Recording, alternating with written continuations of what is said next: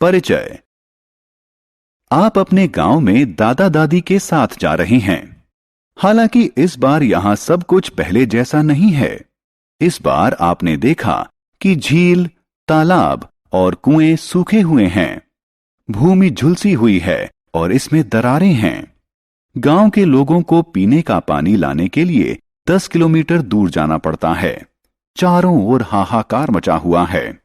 क्या आप जानते हैं कि पृथ्वी पर जल की उपलब्धता में वृद्धि की जा सकती है? इस पाठ में हम बहुमूल्य संसाधन जल के बारे में विस्तार से जानेंगे। उद्देश्य। इस पाठ के अंत में आप निम्न करने में सक्षम हो जाएंगे। पृथ्वी पर जल उपलब्धता के बारे में कुछ तथ्य जानना, जल की विभिन्न अवस्थाओं को सूचीबद्ध करना, भूमिगत जल के महत्व को समझना, भौमिक जल स्तर को परिभाषित करना, भौमिक जल स्तर के अवक्षय के कारकों को सूचीबद्ध करना। पृथ्वी पर जल की उपलब्धता। पृथ्वी को नीला ग्रह कहा जाता है। क्या आप कारण का अनुमान लगा सकते हैं? हां, पृथ्वी की सतह का 71% भाग जल से घिरा है। यह जल नदियों, तालाबों, महासागरों और झरनों के रूप में है, जिसके कारण इसे अंतरिक्ष से देखने पर इसका रंग नीला दिखाई देता है।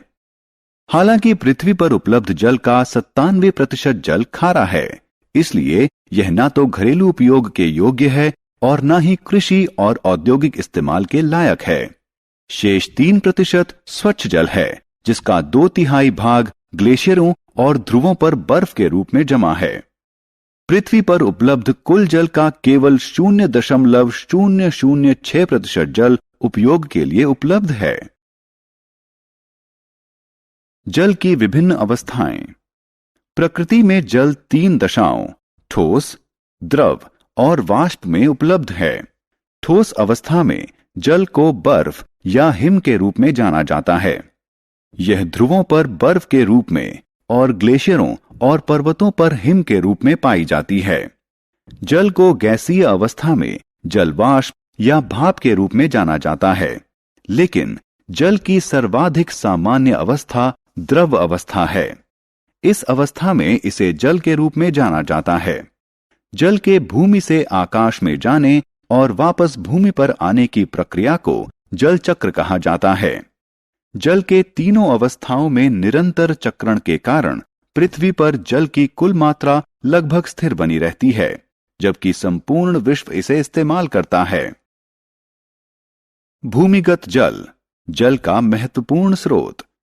अधिकांश वर्षा जल बहकर नदियों में जाता है और अंततः समुद्र जाकर मिल जाता है।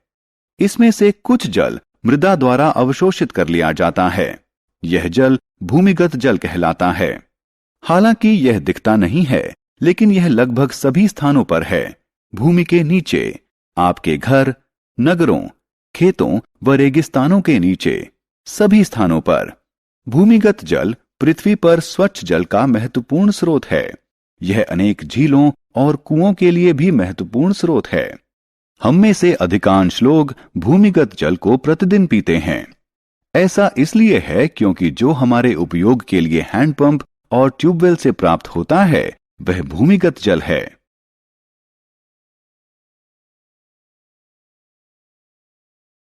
भौमिक जल स्तर।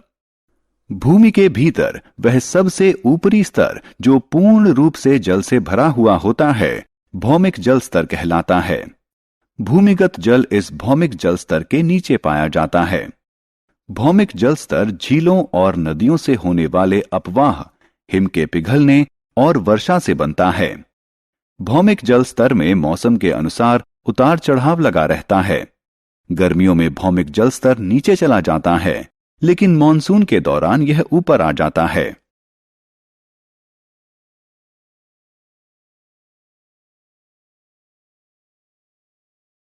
भौमिक जल स्तर। आपने अपने गांव में भारी वर्षा भी अवश्य देखी होगी। छोटे छोटे गड्ढों में हुआ जलभराव भी देखा होगा। कुछ घंटों के बाद गड्ढों में भरा हुआ पानी विलुप्त हो जाता है। यह सारा जल कहां विलुप्त हो गया? इस जल का रिसाव भूमि के भीतर हो गया। भूमि के भीतर जल के रिसाव को अंतःस्पंदन कहा जाता है। इस प्रक्रिया के द्वारा भूमिगत जल का स्तर फिर से ऊपर आ जाता है। भौमिक जल स्तर के नीचे कठोर शैल की परतों के मध्य भारी मात्रा में भरे हुए भूमिगत जल को जलवाही कहा जाता है। जहां भौमिक जल स्तर भूमि की सतह के निकट होता है, वहां जलवाही जल को कुएं खोदकर बाहर निकाला जाता है। भौमिक जल स्तर का अवक्षय। भूमि के भीतर से निकाले गए भूमिगत जल के कारण रिक्त हुआ स्थान वर्षा जल के रिसाव से फिर से भर जाता है। हमारे द्वारा भारी मात्रा में जल निकाले जाने के बावजूद भौमिक जल स्तर बहुत अधिक प्रभावित नहीं होता है, क्योंकि यह प्राकृतिक प्रक्रिया के द्वारा फिर से भर जाता है। हालांकि पर्याप्त रूप से न भरे जाने पर भौमिक जल स्तर नीचे जा सकता है। ऐसा अनेक कारणों से हो सकता है, जैसे बढ़ती हुई जनसंख्या, तेजी से बढ़ते हुए उद्योग, कृषि गतिविधियां, कम वर्षा और निर्वनीकरण इत्यादि।